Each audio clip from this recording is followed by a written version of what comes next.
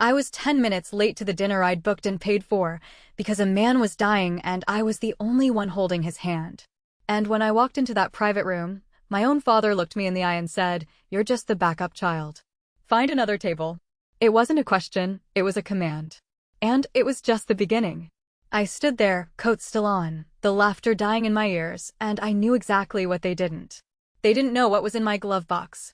I caught the server's eye and said 7 quiet words, words that would change everything. But what happened that night, on Christmas Eve, didn't just happen in that moment. It had been building for 35 years. It started in February. And this is the story of the year I found out what I was for. But before I take you back to February, I need you to know where I was coming from that night, where I'd been just minutes before. The call came at 4:40 in the afternoon. I'm a hospice nurse. I have been for 12 years now. And that means I'm not the person who saves you. I'm the person who sits with you at the end, who makes sure it's quiet, makes sure you're not by yourself. The nurse on call that Christmas Eve couldn't get her car to start. It was 11 degrees in Albany. Her battery was old, her driveway was ice, and she was crying on the phone. I understood. None of us wants to be the reason someone dies alone. I told her I'd go. Arthur Vance was 82. He'd been on our service for 9 weeks. A retired postal carrier, 41 years on the same route. And he used to tell me which houses had dogs, like it still mattered, like I might need to know. By the time I got to him, he was in his last hours. You can tell. The breathing changes. The hands go cold from the fingertips inward. The color just drains out of them. And if you've done this long enough, you stop needing the chart. There was a little radio on the windowsill, one of those old plastic ones with a dial. It was playing Christmas Eve music, very low. "Leave the radio on," he whispered. So I left the radio on. I pulled a chair up close, took his hand, and I counted his breaths. Because that's what I do. And because counting is often the only thing left to do at the end. He died at 5:52. His daughter got there at 6:30. 40 minutes. She'd been driving in from Erie, and there was weather on the thruway. I could still see the snow on her shoulders when she came down the hall. She stopped outside the room. She didn't go in. She asked me one question: was he alone? I said no. And she just sat down on the floor of the hallway right there, with her coat still on. She cried like something had been put down that she'd been carrying for a very, very long time. I stayed with her a minute. Then I went to the locker room and washed my hands. There's a mirror in there, full-length, cheap, bolted to the wall. And when I pulled my shirt down, I saw the 2 small scars on my lower back the way I had seen them my entire life. Which is to say, I didn't see them at all. They were just part of the wall. Just part of me. I fell off the porch when I was 5. That's what my mother always said. I got in my car. The dashboard clock said 6:32. The private room at Hearthside Manor was booked for 6:30. And in the trunk, under a blanket, there was a manila envelope that had been riding around with me for 6 weeks. An envelope that held the answer to why I was the backup child. And why I was about to walk into that room anyway. I want to tell you about my family, and I want to do it with numbers, because the numbers are how I finally saw it. I have one sister, Brooke. She's 7 years older than me. She was born in March of 1983, and I came along in May of 1990. Brooke was sick as a kid, really sick. She had something called severe aplastic anemia, which means the bone marrow stops making blood. She was 6 years old, and she was dying. And then she wasn't. And by the time I was old enough to understand anything, that was simply the shape of our house. Brooke was the one who almost died. I was the one who didn't. Nobody was cruel to me. I want to be clear about that, because I think people expect a different story. Nobody hit me. Nobody locked me out. My father even coached my softball team for 2 seasons. What happened was quieter than that. Brooke got asked how she was feeling every day for 35 years. I got asked if I was free. My mother's favorite sentence about me was, "Clara's fine. Clara's always fine." She said it to relatives, to neighbors, to a doctor once, in front of me, when I was 14 and had a fever of 102. And at Sunday dinner in Verona, Ohio, in that house on Birchwood Lane, my sister's chair faced the window, and my chair faced the kitchen. Nobody assigned those seats. Nobody wrote it down. It's just that I was the one who got up to get things, so it made sense for me to be closest to the door. That's what I mean. It made sense. Here's where the numbers start. In March of 2019, I set up an automatic transfer from my checking account to my mother's. $600 the first of every month. In the app, It's labeled Mom Cursin. Groceries, because that's what she asked for. Groceries. Back when Dad's business was going under, Stone and Company. Plumbing. My grandfather started it. My father lost it in 2022. $600 a month from March of 2019 to December of 2024. That's 70 months. $42,000. I also paid my sister's car insurance. $186 a month because she couldn't work full-time and the state doesn't care about that. When the furnace went at my parents' house in 2023, the furnace at a heating contractor's house, which my father found hilarious for about a week and then never mentioned again, that was $2,800. I paid it over the phone from the break room at work. My father's exact words when he called? "You're the one with the real job. I make $88,000 a year. I rent a one-bedroom in Fairview.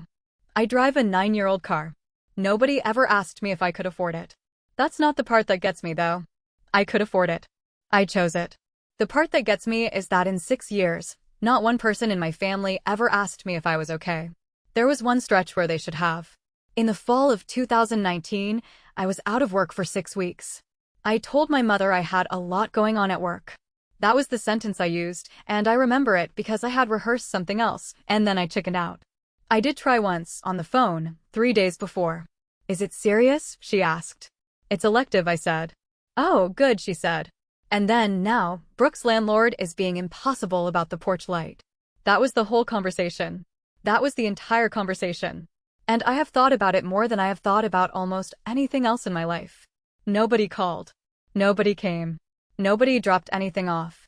I ate canned tomato soup for a month and a half because I couldn't stand at the stove very long. And I drove myself to my own follow-up appointments. And when I went back to work, my supervisor cried a little. My family didn't notice I'd been gone. I want you to hold on to that, because I'm going to come back to it. There's one more thing from the house on Birchwood Lane. My mother keeps the family albums on the shelf in the den, in order, dark green spines. I used to go through them when I was a kid, the way kids do. And there are no photographs of me from 1995 or from 1996. Brooke's birthday 1995? There. Christmas Eve 1995? There. Thanksgiving? There. My father carving, my mother laughing at something off camera. I'm not in any of them. I noticed it when I was 15. I decided my mother had just gotten lazy about developing film that year. And I closed the album, the way I closed it every time for 20 years. I never questioned it. Not really. But that was about to change. In February of 2024, my sister Brooke's kidneys failed. It wasn't sudden. Nothing in medicine is ever truly sudden. It just gets loud at a certain point. Brooke had been on immunosuppressive drugs since she was a child for decades. And drugs like that are hard on your kidneys. Everybody knows that going in. It's the deal you make when you're sick and dying. We'll save you now and we'll pay for it later. She started dialysis 3 days a week. I went with her the first time. You have to understand, I'm a nurse. So I knew exactly what I was walking into, and I still wasn't ready. She was in a vinyl recliner with a blanket that was too thin, and there was a needle in her forearm. She looked at me and said, "It's cold in here." Nobody tells you it's cold. I reached over and pulled the blanket up over her shoulder. Just automatically. Reflex.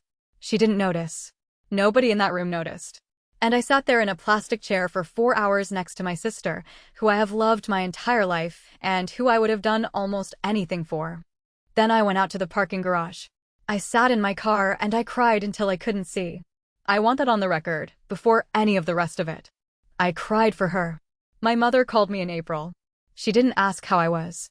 She didn't ask about work or the funeral I'd been to that week or anything. She said, "Have you thought about getting tested?"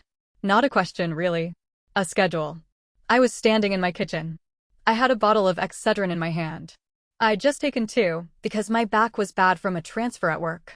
And I set it down on the counter very carefully. The way you set something down when you don't trust your hands. "I'm not eligible," I said. There was a pause on the line. I could hear the television behind her. "Not eligible," my mother repeated, "or not willing. Here's what I want you to notice, and I want you to notice it now because it took me 10 months. I never lied to them. Not once. Every single time they asked, for 10 months, I said the same 3 words, "I'm not eligible." I said it in April on the phone. I said it in June at a cookout with a paper plate in my hand. I said it in September in my parents' driveway with the car door open and the ding going. And not one person in that family ever asked me why. Not one. In 10 months. They didn't say, "Why not, honey?" They didn't say, "What do you mean?" They didn't say, "Is there something we don't know?" They just heard something else. My father heard ungrateful. He'd say, "Your sister's dying and you want to talk about paperwork?" And then he'd hang up because he always hung up first. That was his whole conversational strategy. My mother heard selfish. She had a specific silence for it. She'd let it sit for 4 or 5 seconds and then change the subject in a bright voice so that I'd know. And my sister heard no. I don't blame Brooke for that. She was on dialysis 3 days a week. I heard no is what you hear when you're drowning. But nobody asked why. There were other things they didn't ask about either. If you'd been paying attention, they were all right there. I don't take ibuprofen. Ever. If you hand me an Aleve, I'll say no, thanks, and take Excedrin instead. And I've been doing that since 2019. I carry a water bottle everywhere. Everywhere. My coworkers make fun of me for it. I quit the family softball game, that dumb summer festival thing my cousins do, 3 years ago, and my father said I was putting on airs. And every September, I take a day off and drive down to Utica, and I've never told anybody why. 5 years of that right in front of them. Nobody asked. In October, a woman I work with named Eleanor Vance saw my back. We were in the locker room. She's an OR nurse, 22 years in surgery before she came over to hospice, and I was changing, and she stopped in the middle of a sentence. "Clara," she said, "what are those?" "I fell off the porch when I was 5, I said. It came out automatically. I'd been saying it my whole life. She didn't laugh. She didn't say anything for a second, and that second was the longest one I'd had in years. "Honey," she said, "those aren't fall scars. Those are posterior iliac crest." The fluorescent light was buzzing. Somebody's locker banged shut down the row. I put my shirt back on very slowly. Posterior iliac crest. That's the back of the pelvis. That's where you go in with a needle when you're harvesting bone marrow. You go in on both sides. You do it multiple times through the same puncture, and when it heals in a child, it leaves 2 small dimples, one on each side. And they stay for life. I drove home, and I didn't turn the radio on. That night, I lay in bed, and I remembered something I had not thought about in 29 years. A red popsicle. That's all it was at first. Just that. A red popsicle, and my tongue going numb, and the ceiling. The ceiling had squares in it, those white acoustic tiles with the little holes, and my back hurt when I sat up, and I was wearing a gown that was too big. I remember being alone in the room. For 29 years, whenever that came up at all, I assumed I'd been sick as a kid. A tonsillectomy or something. Some ordinary childhood thing that nobody bothered to mention. Except here's the thing, I have never been sick. Not once. Not seriously. Not ever. That was the family joke. Asterisk Clara's never had so much as an ear infection. Clara's built like a tractor. Asterisk I have never been in a hospital as a patient. Except that I have. And there was exactly one person still alive who was in that room. She's the only person in my family who has never asked me for anything. My Aunt Beatrice is my father's older sister. She's 71. She never got married. She worked at a fabric store on Summit Drive for 34 years, and she lives in the same second-floor apartment she moved into in 1981. Every May, she sends me a birthday card with a $20 bill in it. She has done that every year of my life. Same card company. Same $20, which was a lot in 1996 and is not a lot now. And I have never once told her that. I drove over on a Tuesday. She made instant coffee, which is the only kind she'll drink, and she wore that green cardigan she's had forever. I asked her about 1995. She got up and took my cup. I wasn't finished with it and went to the sink. And she washed that cup for a long time. The water was running, and her back was to me, and the light through the kitchen window was that flat gray light you get in Albany in October. And she stood there scrubbing a mug that was already clean. "Ask your mother," she said. "Aunt Beatrice," I said, "I've been waiting 30 years for you to ask somebody." She didn't turn around. On the refrigerator, held up with a magnet shaped like a strawberry, was the birthday card I'd sent her the year before. I drove home, and somewhere on Elmwood it came up out of me, the way things do when you've stopped looking for them. I was 5 years old. I was in a bed. My back hurt, and Beatrice was sitting next to me. And she said something I never understood. And I have carried it in my head for 29 years like a coin in a coat pocket. "I'm sorry they did that to you. I'm a nurse." That turned out to matter, because I knew exactly how to get my own records. You can request them. Anybody can. You fill out a release. You send it to the Health Information Management Department. You wait. Most people don't know that. I did. I sent the request in September to the hospital system here in Albany for everything they had on me as a minor. The clerk called me back a week later. "Ma'am, this is a pretty old chart," she said. "Paper, then microfiche, then scanned. It's going to take a while to pull." "That's all right," I said. I've waited. I checked the mailbox every day for 6 weeks. It's one of those metal boxes at the end of the driveway, and the hinge squeaks, and I got to where I could tell by the sound whether it was empty. November 8th.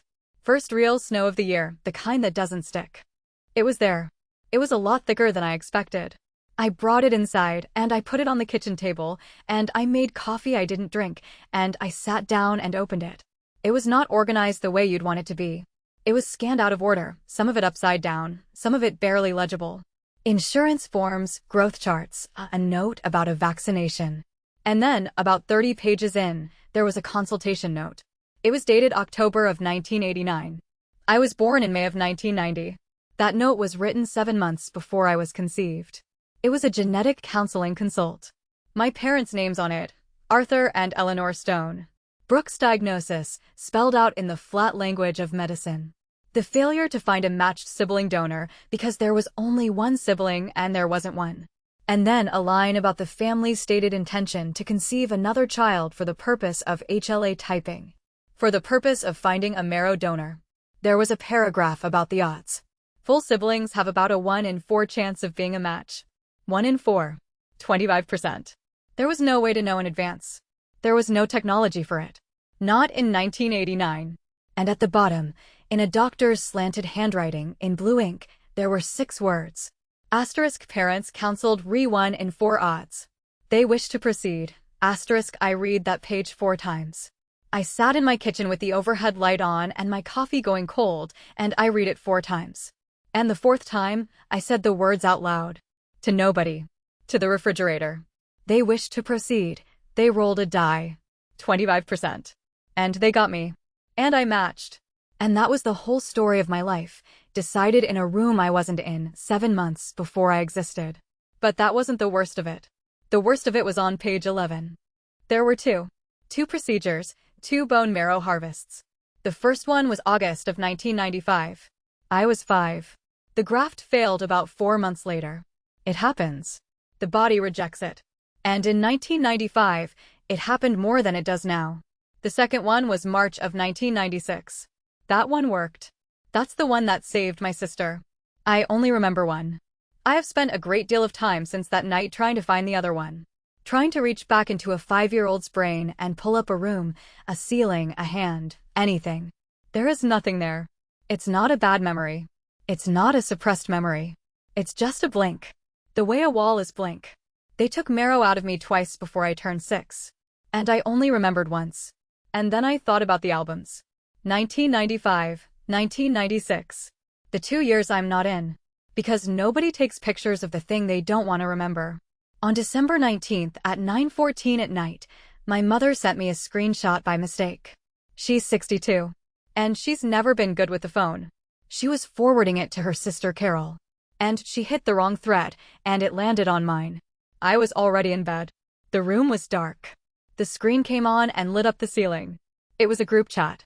It was called Stone Family. There were 9 people in it. I was not one of them. I scrolled up, and I want to tell you that I did it fast, in a rage. I didn't.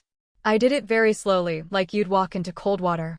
Kyle, my sister's boyfriend, who had been in her life for 8 months, who I had met exactly twice, had written this. Do it at dinner. She won't say no with an audience. And under that, from my mother, she always folds. And under that, from Brooke, my sister, who I would have given almost anything to, a thumbs up. Just a thumbs up. That little gray icon. I lay there in the dark for a long time, and then I scrolled up further. And I found something from 5 days earlier, and this is the one that changed everything. Brooke, Kyle's coming Christmas Eve, by the way. And my mother, wonderful. We'll figure out the seating. I sat up. I got out of bed, and I went to the kitchen, and I turned on the light, and I opened my email, and I found the confirmation from the restaurant. Stone, party of 12, private dining room, December 24th, 6:30 p.m. card on file. 12. I had booked it in October. I'd counted them out on a napkin. My parents. Brooke. My Aunt Beatrice. My mother's sister Carol and her husband Dean. Their son Owen and his wife Rain. My mother's oldest friend Brenda Ellis and her husband Paul. Brooke's best friend Sarah. 11 of them. And me. 12. Kyle was the 13th person. There were 12 chairs, so somebody did that math. Somebody sat down in a group chat I wasn't in, and looked at a list of 13 names and 12 seats, and made a choice. We'll figure out the seating, that's what that means. That's all that means. And here's what I could get past, and still can't. It would have taken one phone call. It would have taken 30 seconds. Restaurants add chairs. It happens every single night in every single restaurant in America. They didn't fail to solve a problem. They solved it. I didn't cancel the reservation. My mother saw that message go through. She had to have. It said delivered right under it in that little gray text. And for 5 days she said nothing. Not a call. Not a text. Not a "that wasn't meant for you." Nothing. To this day, I don't know if she did it on purpose. I've decided that not knowing is the answer. I went to that dinner anyway. I need you to understand why, because if you don't understand this part, you won't understand any of the rest of it. I knew what they were planning. I had it in writing. I had read it 4 or 5 times. And I went anyway because there was a chair at that table with my name on it. And some part of me that was 5 years old and had been waiting in a hospital bed for somebody to come, still believed they would let me sit in it. That's it. That's the whole reason. I'm not proud of it. I'm not ashamed of it either anymore. But that's what it was. I was going to put an envelope on a table, and I was going to say out loud, one time, in front of everyone who mattered, I know what I was for, and I'm still here, and I would like us to try being something else. That's it. That's what the dinner was for. I built that room. I paid for that room. And I walked into it, and they had already given my chair away.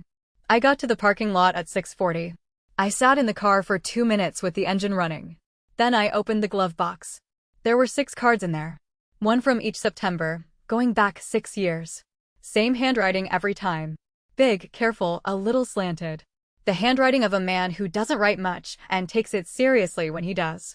I have never answered a single one of them. I took out the newest one, and I read it in the dark with the dome light on and the snow coming down, the way I had read one every September for 6 years. Then I put it in my coat pocket. I don't know why I did that. I've thought about it a lot. I think some part of me wanted to have it on me. Then I closed the glove box and I got out of the car. The front door of Hearthside Manor is heavywood with a wreath on it, and inside it's warm and low-lit, and it smells like Beatrice and butter. I could hear my family before I saw them laughing. Somebody telling a story with a big finish. The hostess pointed down the hall, and I stood outside the door of a room I had reserved and paid a deposit on, in a sweater my mother liked once in 2011, and I put my hand on the door. Before I open that door, I want to ask you something. I knew what they were planning. I went anyway. Tell me in the comments. Would you have walked in? I need to know I'm not the only one. The room was beautiful. That's the part nobody expects me to say. There was a fire going. There were candles down the middle of the table, and someone had brought little sprigs of pine, and the whole thing looked exactly like what I'd pictured in October when I gave a stranger my credit card number over the phone. 12 people were sitting down. Kyle Peterson was in my chair. I knew it was my chair because when I made the reservation, I asked for the seat at the far end, the one facing the window, and I asked for it specifically. And the woman on the phone had said, of course. And I had felt a little silly for caring. I had spent 34 years at that house on Birchwood Lane facing the kitchen. I wanted one time to face the window. Kyle was in it. 44 years old, finance manager at a dealership out on Valley Way, 8 months in my sister's life. He had his arm across the back of the chair, and in front of him, on the tablecloth, there was a folded card that said Clara in the restaurant's calligraphy. It was face down. He was using it as a coaster. He half stood when he saw me, napkin in his hand. Oh, hey, he said. We didn't think you were coming. Nobody else got up. My mother said, there she is, in a bright voice. Brooke looked at her plate. Only my Aunt Beatrice looked at me. She looked right at me. And she didn't smile. And she put her hand flat on the tablecloth. I said something. Something normal. I said, sorry. Work ran long. And the table laughed. Not a mean laugh. A comfortable one. Because that's my line. That's what Clara says. Work ran long. Clara's fine. Clara's always fine. And then my father stood up. He had his glass in his hand. He was 63 years old, and he'd lost his father's company 2 years before. And he had not stood up at a table in a long time. And I could see him enjoying it. He didn't look at me while he talked about me. He looked at the table. "To Clara," he said. "Who's giving her sister a kidney in February?" And 11 people applauded. I want you to sit in that with me for a second. Because I've had a year and I'm still sitting in it. 11 people clapped. Brenda Ellis clapped. Dean Evans clapped, with his napkin still tucked in his collar. Owen clapped. Rain clapped. Sarah Hayes clapped and looked delighted. Brooke clapped twice and stopped. Beatrice did not clap. She kept her hand flat on the tablecloth and she looked at me. And I was standing in the doorway in my coat. They were applauding an organ I had never agreed to give. Out loud. In a room I paid for. On Christmas Eve. When it died down, I asked a reasonable question. I asked it in a normal voice. "Where am I supposed to sit?" And my father did not lower his voice. "You're just the backup child," he said. "Find another table." The room outside. The main dining room went quiet in that specific way rooms do. It's not silence. It's an adjustment. Somebody set a knife down. 2 women at the foretop by the fireplace turned around and then turned back. And then didn't say anything to each other for a while. Inside our room, nobody moved. My mother said, "Arthur," very quietly. And I knew exactly what that was. That wasn't for me. That was about volume. I didn't say anything. I want to be honest with you. It wasn't strength. Not in that moment.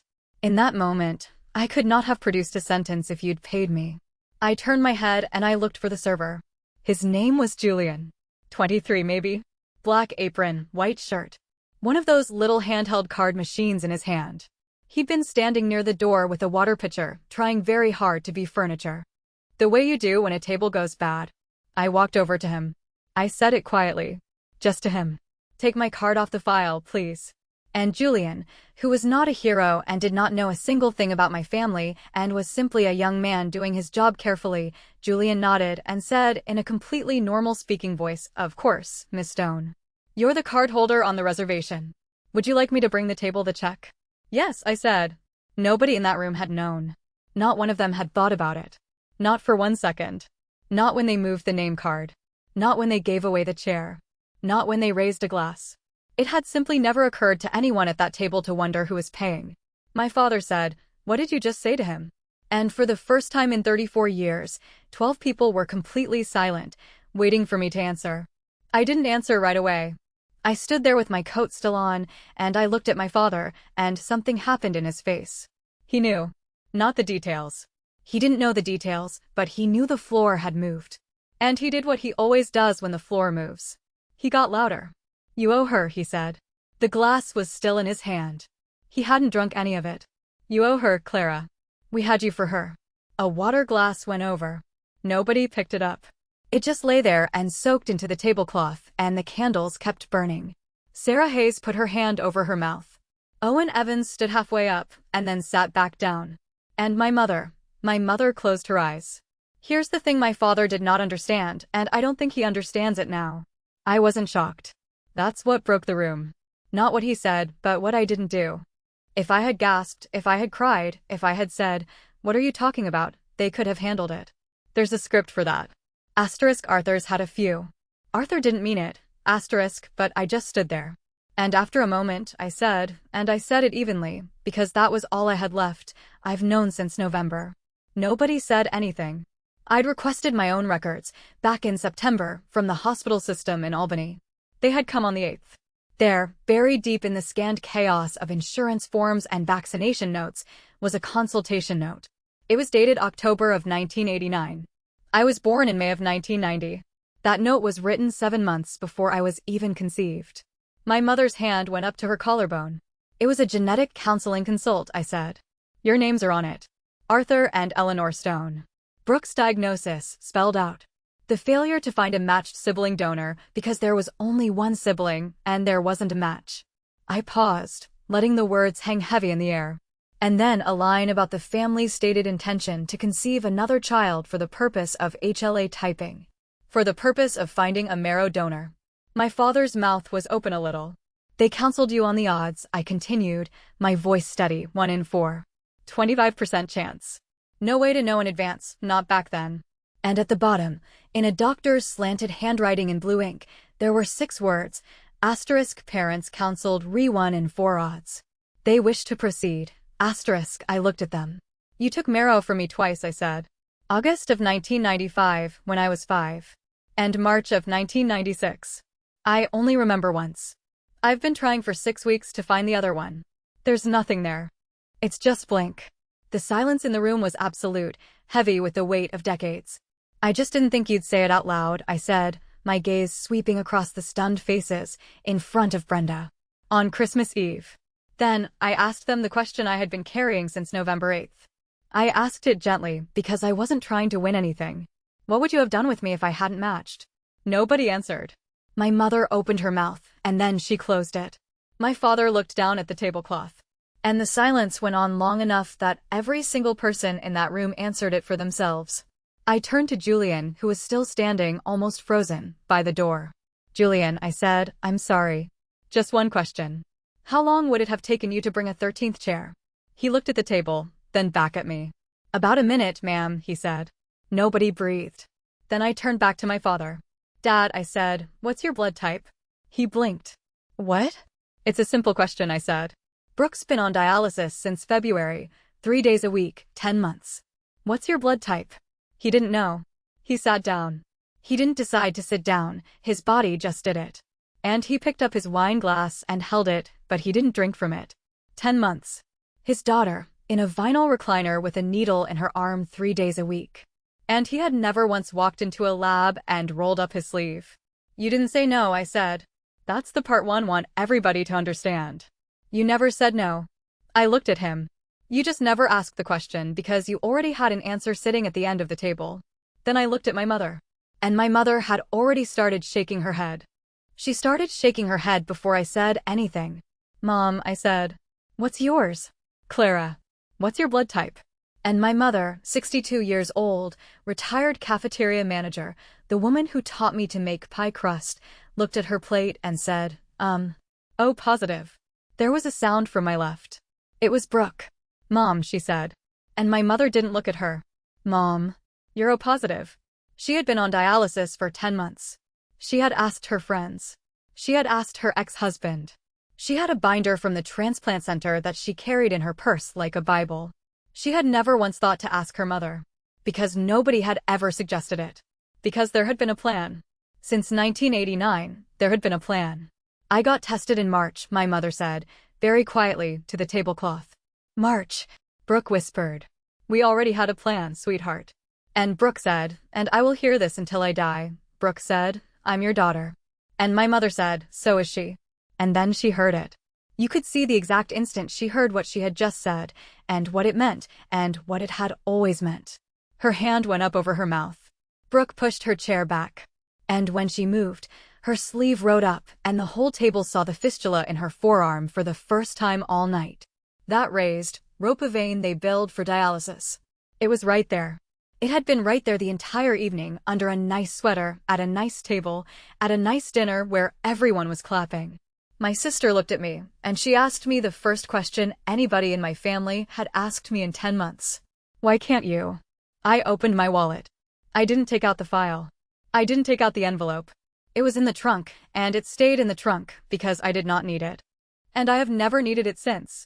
I took out a card, a little medical card the size of a driver's license that I have carried since 2019.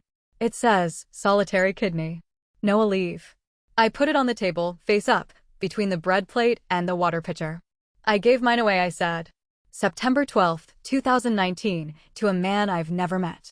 Nobody moved. It's called a non-directed donation. You give one to a stranger, and it starts a chain. They can match it into a whole line of people who need one. 4 people got kidneys that month because of it. I looked at my mother. I had major abdominal surgery. I was out of work for 6 weeks.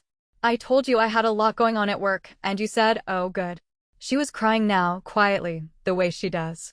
Not one of you called, I said. And I said the sentence I had been assembling in my head for 5 years without knowing it. You can take an organ out of a woman, and her family will not notice as long as it wasn't for them. My father found his voice. You gave it to a stranger? And I said, he asked me. That's all. 2 words. He asked me. I let the room have it. They took one thing from me before I could say yes, I said. So I gave the other one away where I could. Julian came in then. He'd been waiting in the hall, and I felt bad for him, and I still do. He put the check down in front of my father, because my father was the man at the head of the table, and that's how it's done. $1,318.60. My father hasn't had a working credit card since 2022. He looked at it. He didn't touch it. And then he looked at my mother. That is the last picture I have of him. That's the one that stays, not the shouting. I reached into my coat pocket and I took out a piece of paper I'd been carrying since April. It was a phone number, written in my own handwriting, for the paired exchange program at the transplant center. It's a system where donors and recipients who don't match each other get matched into a chain with other pairs. It works. I've watched it work. I know exactly how well it works because I started one. I slid it across the table to my sister. This is the number, I said. It's not me. But it's real, and it works. She looked at it. She didn't pick it up. Not then. Then I took the card out of my other pocket. The September one. The one I'd read in the parking lot 40 minutes earlier. I set it down next to my father's plate. Face down. You can read it, I said. I know it by heart. My Aunt Beatrice stood up. She put her napkin on the table and she picked up her purse. And she said the only thing she said all night. Arthur, sit down. He was already sitting. And then the two of us walked out through the main dining room, past the foretop by the fireplace, past the hostess with her hands folded, and out the heavy wooden door into the snow. Nobody came after us. On December 26th, I opened my banking app and turned off the automatic transfer. It took about a second and a half. The little toggle goes from green to gray. That's it. That's the whole revenge, if you want to call it that. I didn't call anybody. I didn't send a letter. I didn't post anything. I didn't tell a single person in that family what I was doing. I just stopped. I want to be very careful here, because this is the part people get wrong. I did not destroy them. I stopped caring for them. It took me 35 years to learn that those are two different things, and I'm still learning it. Some nights, I'm not sure I believe it. In March, they put the house on Birchwood Lane up for sale. I heard about it from Beatrice. I did not hear about it from them. And it wasn't because of anything I did. It was because $600 a month had been the difference for 6 years, and nobody had ever noticed it was there. And so nobody had ever planned for it to be gone. They thought the floor was solid. I was the floor. My father has never called me. Not once. In a year. Beatrice tells me he's been telling people that I abandoned my dying sister. That I chose a stranger over my own blood. I don't correct it. I used to think I'd need to. I used to lie awake building the argument, marshalling the evidence, imagining the moment when the whole town would finally see it. I don't want that anymore. That's not healing. That's just a longer war. Let them have the version they can live with. I have the version that's true, and I have the paperwork. And I don't need anybody to sign off on it. In May, I got an email from a woman named Sharon Lane. She was the transplant coordinator on Brooke's case. Brooke was being worked up for the paired exchange program. She'd called the number, eventually. And there was a problem. Her transplant workup needed her full transplant history. The 1995 graft. The 1996 graft. Antibody exposure, conditioning regimens, all of it. And a lot of that history lives in the donor's chart, not the recipient's. The donor was me. Sharon Lane had no idea what she was walking into. She just needed records, and she was very polite. And she said she understood if I'd rather not. I sat at my kitchen table. The same table where I'd opened the envelope in November. With the same overhead light on. And I attached every page. Every single page. The 1989 consult. Both harvests. All of it. And I typed one line back. Attached. Please tell her it came from the hospital. E. Stone, RN. I hit send at 11 o'clock at night. Brooke does not know I did that. She still doesn't know. She's not going to hear it from me. I helped her. I did not open the door. I want you to understand that those can both be true, because it took me most of a year to believe it. You are allowed to be a decent person to somebody you will never let back in. In September, Beatrice texted me 3 words. She got one. Brooke got a kidney on the 18th of September, 2025, through the paired exchange program, from a stranger. Some woman in Cleveland who didn't match her own husband, and so she gave hers into the chain, and the chain came around. And my sister got a kidney from someone who had never met her and never will. The way I gave mine to someone who asked. They never needed a backup child. They needed to ask somebody, anybody, and be willing to hear no. That's all it ever was. That's the entire thing. 35 years, 2 surgeries on a 5-year-old, an empty photo album, a chair facing the kitchen. And it turns out all they ever had to do was pick up the phone and be brave enough to be told no by a stranger. I didn't go to the hospital. I sent a card. I thought about it for 2 days, and then I wrote 3 words in it. Asterisk, I'm glad. Clara, asterisk, that's all it said. And I meant it. Every word of it. And that is exactly as much as I had. My mother came to my apartment in October. I didn't know she was coming. It was a Saturday morning, and I was in wool socks, and I opened the door, and she was on the landing with a tin of cookies. She always brings a tin of cookies. She has brought a tin of cookies to every apology she has ever not made. She didn't apologize, but she said one true thing, and it was the first true thing I had ever heard come out of her mouth. I got tested in March, she said. I didn't tell anyone. She was looking at my doormat. I was scared. And I stood there in my socks in the doorway of my own apartment, and I thought about a 5-year-old in a gown that was too big, with a red popsicle, and a ceiling with squares in it, and nobody in the room. And I said, I know. I was 5. And I closed the door. I closed it gently. I want you to know that. I didn't slam it. I didn't say anything else. I just closed it.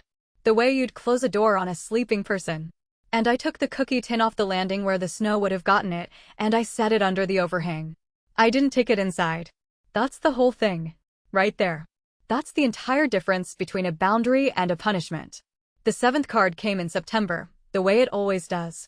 Same handwriting. Big. Careful. A little slanted. This time I wrote back. We met at a diner outside Utica off Highway 12. The kind with the laminated menus and the coffee in thick white cups. His name is Owen Reed. He's 57. He supervises for a school district. Boilers, mostly. And roofs. And the 1,000 small things nobody thinks about until they break. He didn't bring anything. He didn't bring flowers or a gift or a speech. He just sat down across from me and put his hands on the table. Big hands. Cracked knuckles. 30 years of boilers. And he said, I've been writing you for 6 years. I never knew if you were okay. And I said, nobody's ever asked me that. He looked at me for a second. Well, he said, are you? I have asked that question professionally, in a soft voice, at bedsides, in hallways, in parking lots, thousands of times. It is the central question of my entire working life. Nobody had ever pointed it at me. I'm getting there, I said, and he nodded. And he let it be. And he ordered pie. And he told me about his granddaughter's science fair project, which was about volcanoes, and which he thought was a little derivative.